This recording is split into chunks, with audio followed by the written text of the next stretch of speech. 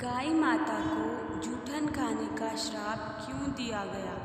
हमारे धर्मशास्त्रों में माता पार्वती के द्वारा गाय को जूठन खाने के श्राप दिए हुए एक उल्लेख का वर्णन मिलता है, जिसका इस कथा में वर्णन कुछ इस प्रकार है।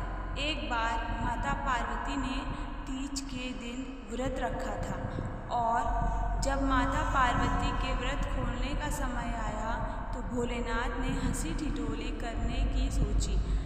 तब फिर भोलेनाथ ने अपनी पत्नी को तंग करने के लिए कहीं छिप गए।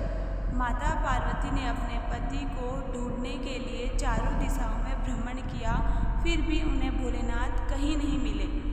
तब फिर माता पार्वती जब निराश हो गई, तब जाकर किसी एक स्थान पर बैठ गई और वह अपने पति के लौटने का इंतजार करने लगी। समय बीता, फिर भगवान शंकर उनके पास नहीं पहुँचे।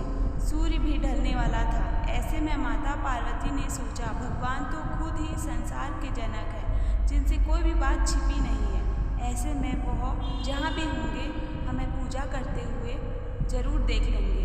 यह सोचकर माता ने मिट्टी का शिवलिंग बनाया और उनकी पूजा करने लगी। यह सब कार्य भगवान शिव शंकर अदृश्य होकर देखकर मुस्कुरा रहे थे। जैसे ही पूजा समाप्त होने लगी, उसके बाद माता ने नदी में सामग्री विसर्जित की। वैसे ही भोलेनाथ उनके सामने प्रकट हो गए और माता पार्वती को सताते हुए बोले, हे देवी, तुमने तो मेरे बिना ही पूजा कर ली। क्या तुम मेरे लौटने का इंतजार नहीं कर सकती? आखिर ऐसा क्यों? माता पार्वती ने कहा कि स्वामी, मैंने तो आपका बहुत इंतजार किया, लेकिन समय बीतता चला गया, इसलिए मैंने मिट्टी का शिवलिंग बनाकर आपकी पूजा की और अपना व्रत पूर्ण किया।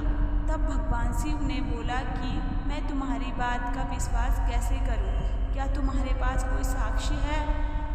तभी वहाँ माता ने एक गाय को खड़ा देखा, जो सब कुछ देख रही थी। माता पार्वती ने भोलेनाथ से कहा कि यह गाय मेरी पूजा की साक्षी है, आप इन्हें भी पूछ लीजिए।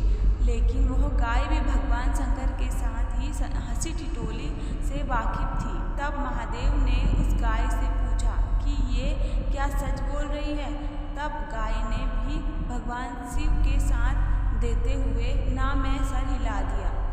तब महादेव ने हंसते हुए माता पार्वती से कहा कि वह हंसी ठिठोली कर रहे थे और उन्हें सत्य का ज्ञान है। तब माता पार्वती ने अपने पति के सामने आकर ये झूठा कहलाने का कारण वो सह नहीं सकी और वह गाय को श्राप देते हुए कहा कि जिस तरह आज तुमने झूठ बोला है, उसी प्रकार संसार में तुझे जूठन ही खाना पड़ेगा।